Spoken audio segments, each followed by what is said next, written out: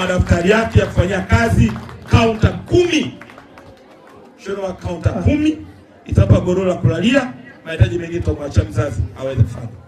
Na tutaondoa kule kwenye fees wanafunzi wa bweni wa sekondari baada kulipa milioni 1.6 kwa mwaka.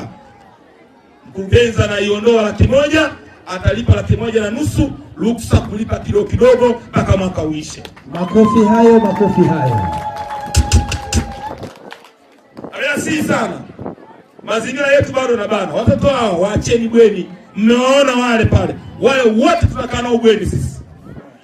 Hakuna aliyekonda hata moja, hakuna aliye na kovu hata moja. Sani kama nilivyosema, licha kufundisha wafaulu mitihani, bado tutajikita kwenye malezi. Na nimpongeze sana matron wangu Njombe leo tafadhali. Matron wangu Njombe tafadhali.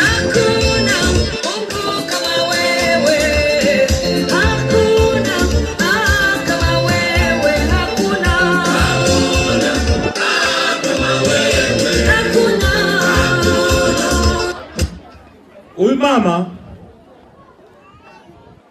katika watu nimeshakopa na walezi wengi hapa sana. Kweli umefanya kazi iliyotukuka ya kuchunga watoto wa moto kama wa kizazi hiki. Kabisa.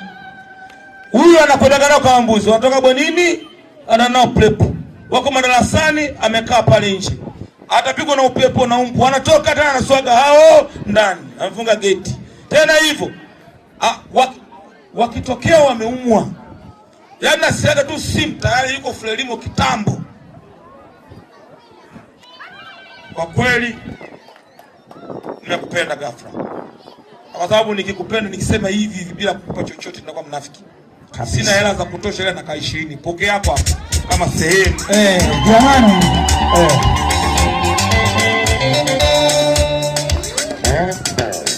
Asante baba. Pishi hajafanya kazi yake. Shule ya Seli haiwezi kuwa bora kama matron hajafanya kazi yake. Kwa kila mtu hapa anafanya kazi yake. Ndio maana leo tuna watoto wanahitimu pale wakiwa safi na wana afya. Na tuna matumaini makubwa kwamba wale wanakwenda kupasi kwa viwango vya ajabu. Wote wana. Amen. Kila mmoja afanya kazi ya kumwombea mwanae.